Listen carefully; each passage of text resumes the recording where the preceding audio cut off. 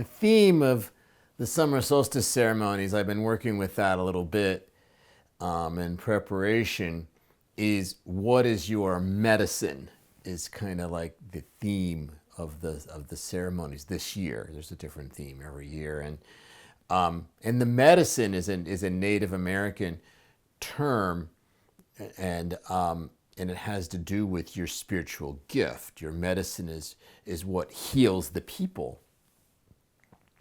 And we often associate our medicine with with some type of healing thing, or being a spiritual teacher or a healer, and we our medicine is something we do in our career or that, and that's how we see it. It's like that when I'm working that way, then I'm offering my medicine. And that may be true, but perhaps we're offering our medicine on a more day-to-day basis, when we're not just at work, when we're not just being the healer or the teacher or the whatever it is.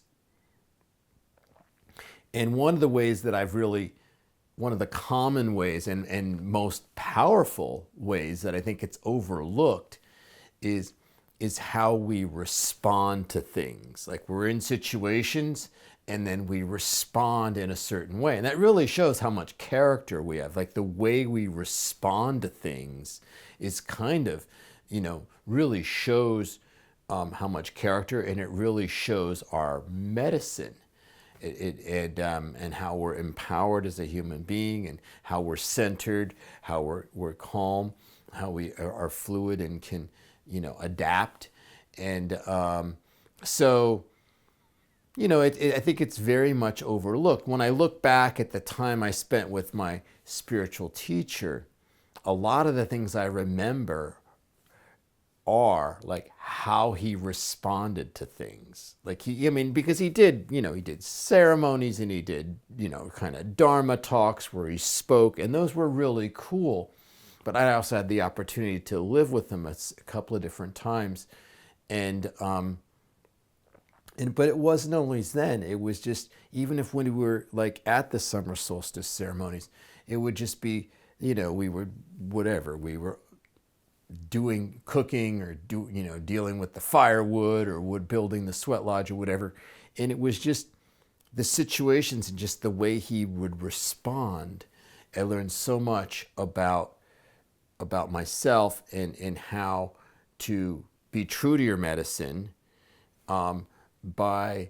so he kind of imparted his medicine, I guess would be the good way to say it. He imparted his medicine by how he responded.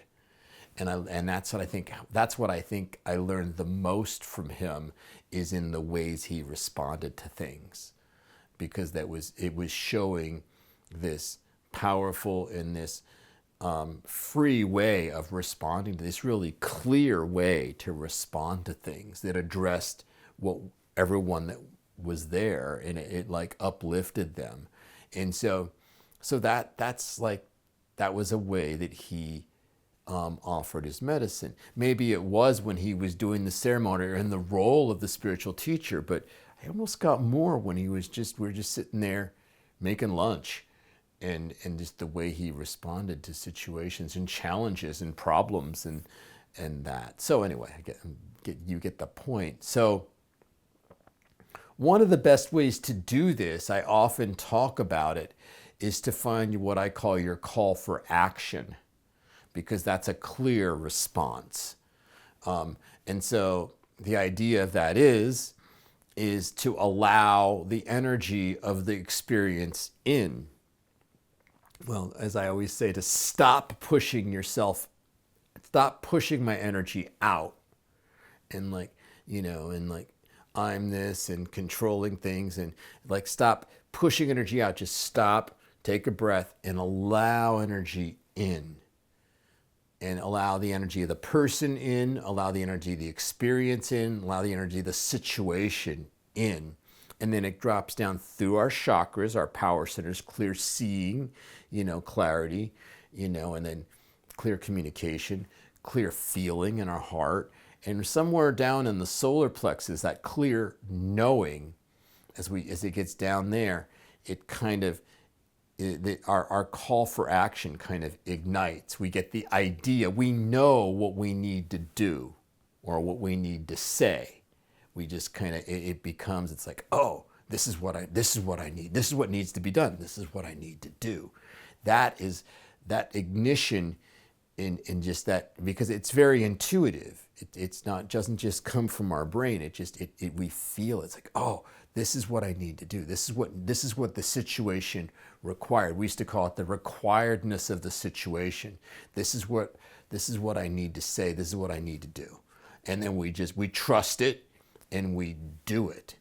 And when we act from that place, our action, it almost has like there's a word that I'm looking for and it's just not there, so I'll just try to describe it. It almost has just a potency. It has a vibration. It has a certain vibration. It almost has it almost has an energy of its own. And it touches people in a really deep way. And so there's my medicine is actually, kind of contained in that call for action. Because where did it come from? It came from my intuition. It came from my center. So of course it's going to have the energy of my medicine in it, and then my response becomes an expression of my medicine. The thing I say becomes, if it is my call for action, and it's not just a reaction from my mind. If it is my call for action, my actions and what I say, it has that vibration of my medicine, and then people see it and feel it, and it touches them and uplifts them in a really deep way. And so that's a way that, and a lot of times you don't even have to be thinking of this. You just, allow yourself to just, what needs to be done here? You take action. It comes from that deep place, not a reactionary place. But you take action, and you follow your call for action. You say what needs to be said. You do what needs to be done, and that's the thing that ends up touching the most people. It's the day-to-day things that you do. You smile, you help somebody out, you say this, you offer this, you support, you give someone a hug. These are the day-to-day things that actually make much more of a difference than we realize. Okay? I'm sure it's great when you're actually teaching a workshop and you're in the role, that's wonderful, and that makes a difference too. But that's not as overlooked. We know that that's making a difference. What we don't remember and realize as much as how much of a difference it makes when we respond to things and when we take action and we follow our call for action. And that's why everything matters too. It's everything we do that comes from that centered place becomes an expression of us, an expression of our medicine, an expression of our spirituality, and it touches everyone that it comes in contact with. And so that's my video for this week. It's a good place to end this.